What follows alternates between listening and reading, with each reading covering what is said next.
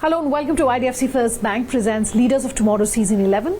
I'm Sunanda Jayaseelan. On the show tonight, we're talking all things travel, tourism, hospitality. First up, a conversation with Isha Goyal of STIC.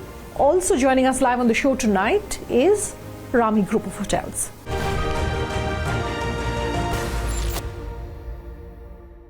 My first conversation tonight with Isha Goyal of STIC. She's no stranger, of course, to the viewers of Leaders of Tomorrow. She's speaking to us, amongst other things, about how the travel and tourism space can capitalize on the Amrit Kaal. What are some of the big trends and the ideas for a new India where travel and tourism are concerned? Take a listen.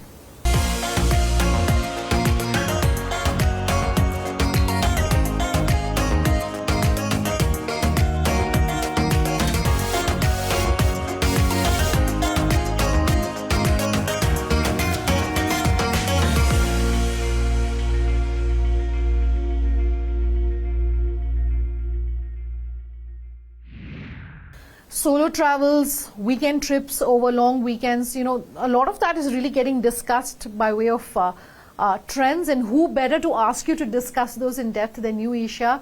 Are these really picking up traction? Are we seeing enough people doing that? No, I think it's still niche, but there is definitely tremendous growth in that space. So, like I said earlier, I think travel experiences or travel choices are becoming a lot more immersive and experiential. Okay. And I think while India is such a large market that we sometimes get overwhelmed by volume. So while the large volumes are still coming from conventional channels and conventional choices, there is, if you look at the trend line or the growth rate of these solo experiences or offbeat experiences, the demand for offbeat experiences, it's growing exponentially. And I think that is a reflection of much more growth and progress to come. And I don't think that's a fad. I think it's a trend to stay. The travel and tourism space is one of the largest really when it comes to the kind of the number of people, the sheer number of people that it employs. And, the government is, of course, planning on strengthening it even further post the pandemic and the kind of hits that's taken during the pandemic. And if you had a couple of things that you want the government to focus on when it comes to this space, what would that be? So I think in terms of the initiatives that are helping, I think the most obvious is the effort and the commitment the government has made towards developing our infrastructure.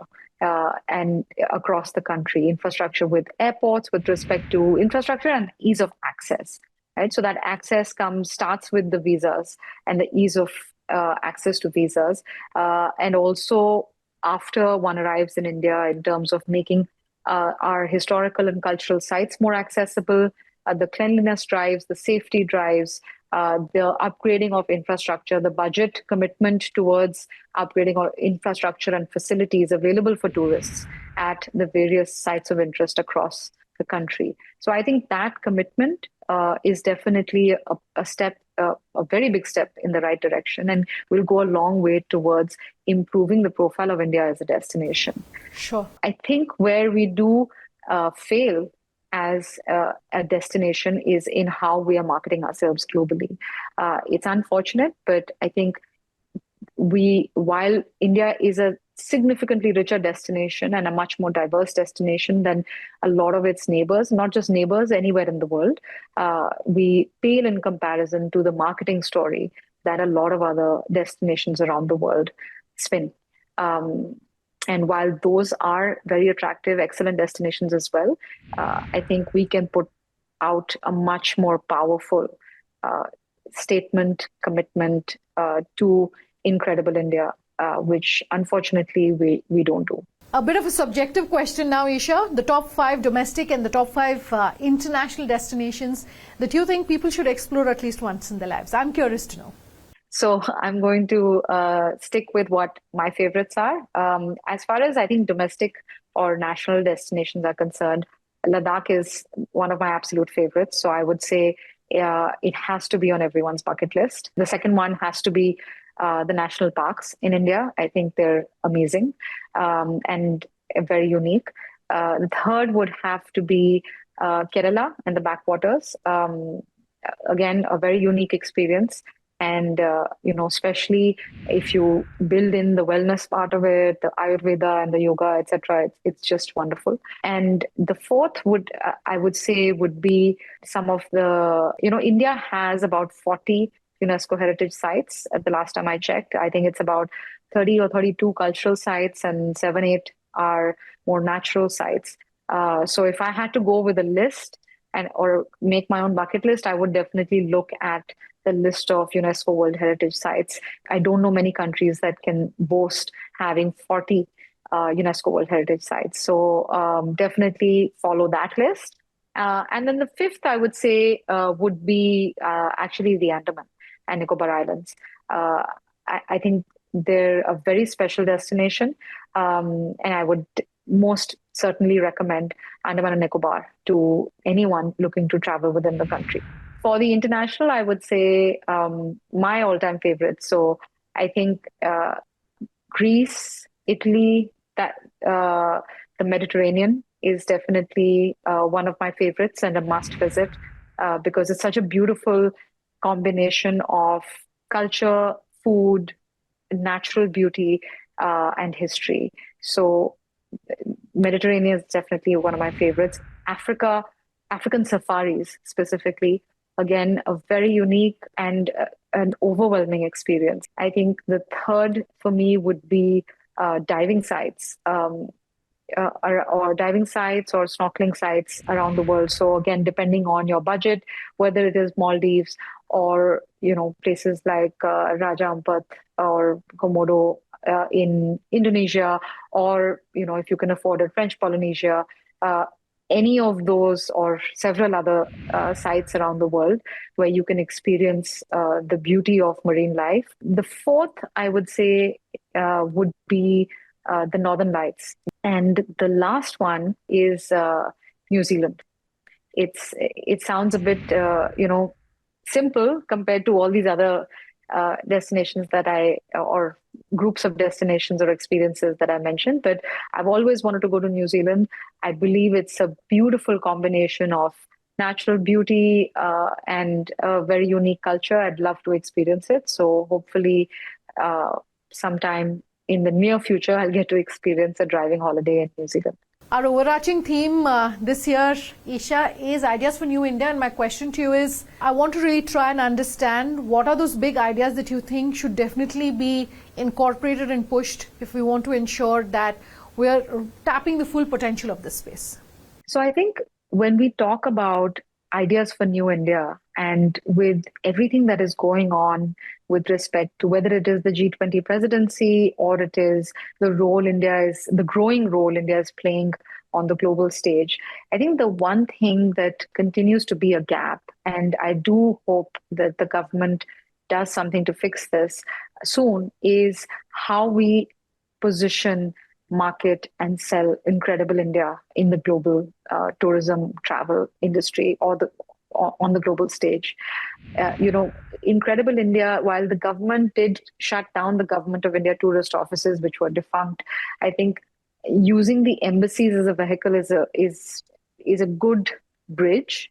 But it's so important that we look at creating a strong marketing organization that promotes and markets Destination India around the world.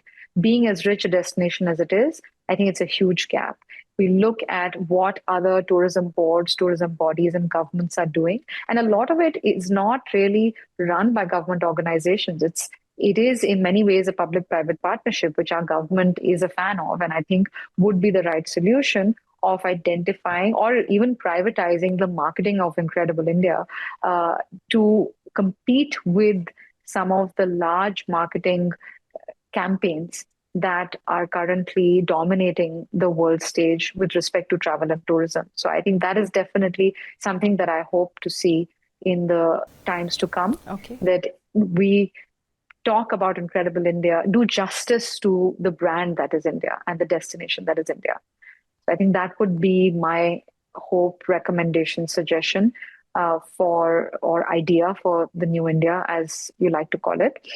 And I think as far as outbound travel is concerned, I would come back to the more, it sounds boring and it doesn't sound as exciting and magical as Incredible India or marketing does, but it would be regulatory reforms, I think, making it easier for travelers to book travel overseas. So with whether it's TCS or it's, in terms of how more and more airlines are coming to India. And while the government has done a lot, we've come a very long way from where we were 10, 15, 20 years ago with respect to our aviation policies, for example.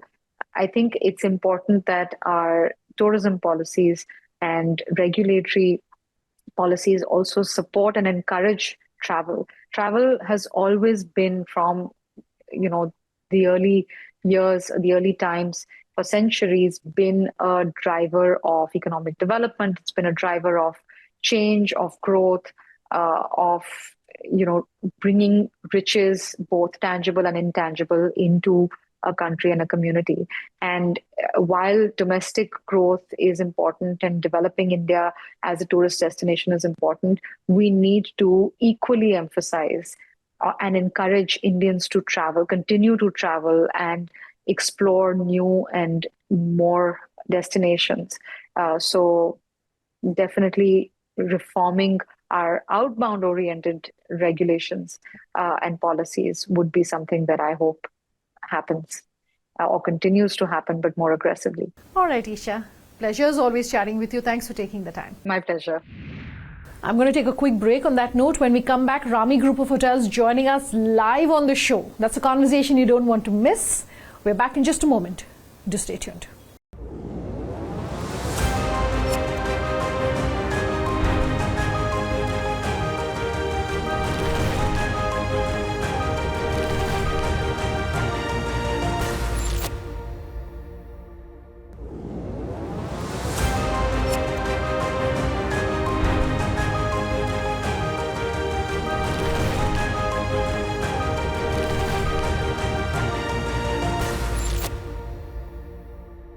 Welcome back. You're with us here on IDFC First Bank presents Leaders of Tomorrow, Season 11.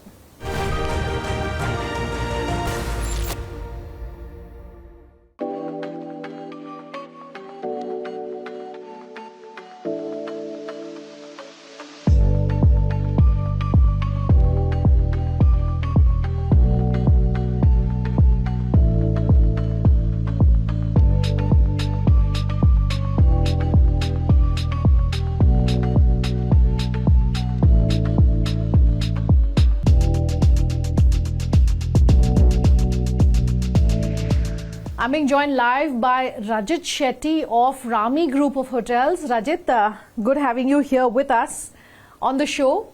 And of course, this is the first time we're speaking with you, and I'd love to kick off today's conversation and pick your brains by asking you what the big ideas are for a new India, what your opinion would be. So I think hospitality is probably going to do really well in India, especially considering there's a lot more youth coming into the market, getting their first paychecks, graduating school, the middle class segment growing. So a lot of people post-COVID want to have an experience and go to restaurants, travel more around the country as well. So hospitality looks really good post-COVID. In a previous interview, I noticed you had said that you want to be seen as a lifestyle hospitality chain, not just as a hotel that's selling rooms. Some insights into how you're planning on achieving that. Every room has like a balcony. Every room has a jacuzzi hot tub for like couples or families to relax, corporate clients to relax after their long day of work. So we're getting into rooms now, but we're never a typical room focused, let's say, experience hotel. We could be in the future, but not at the moment. That's just not our strong suit. We're not boutique hotels. We're lifestyle in the sense of that when you stay at a Ramee, you know for sure that one of the best clubs in the city is going to be in the hotel, probably one of the best restaurants as well. So you have all your F&B experience and you're dining in your vicinity, like in your building where you're staying at. What are the top hospitality trends to look out for in 2023?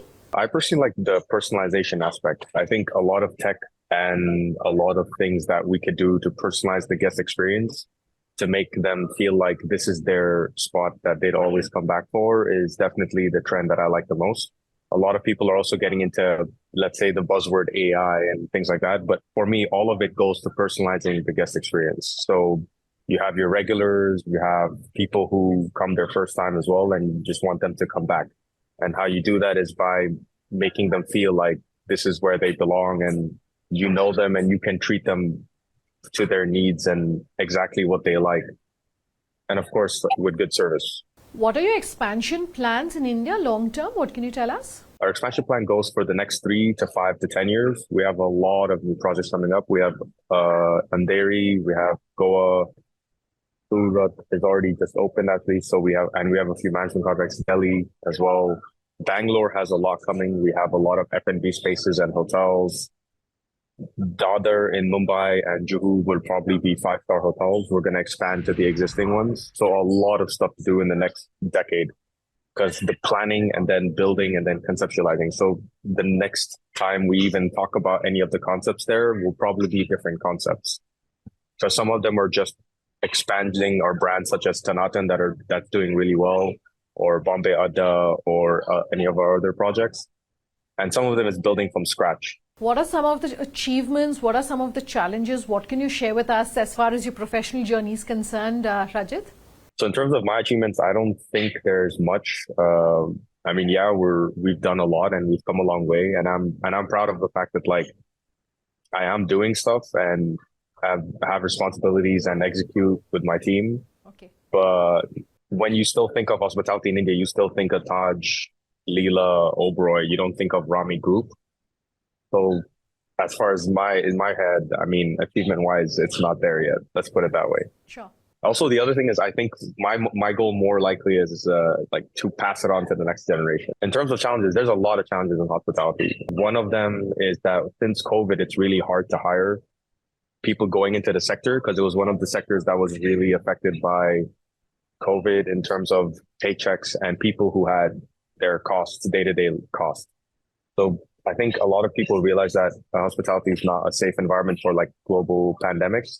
So hiring has become really a problem. And then another challenge is the abundance of competition. There's a lot of really good ideas and concepts, and it's fun. It's good to have competition because it keeps the industry on its edge, especially for the consumers. It's a service-based industry. So the guests always have something good to look forward to, and they always have options. Small businesses across the travel and hospitality, value chain are hoping for a revival when it comes to this space. How soon do you see that happening? I feel like aggregators are definitely back on the market, especially in some states that I noticed that we pay more to some aggregators than others. Some are okay because we have corporates, but I think they're doing fine as far as I understand in terms of, from my perspective at least, they're definitely back, because the first thing you do, even me, when let's say I'm going to a city where I don't have a Ramee, Sure. I'll look at booking.com or TripAdvisor, right? That's the first thing I'll do. Unless there's a hotel off the top of my head. Like if I'm going to stay at a Postcard, that's a specific experience that I want, which is Postcard Hotel.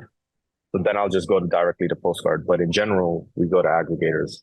What advice can you share with our entrepreneurs who perhaps are looking at turning entrepreneur? What advice could you give them? The whole point is just keep going at it, right? I think you'll have a lot of ideas and people will understand them and some people won't understand them.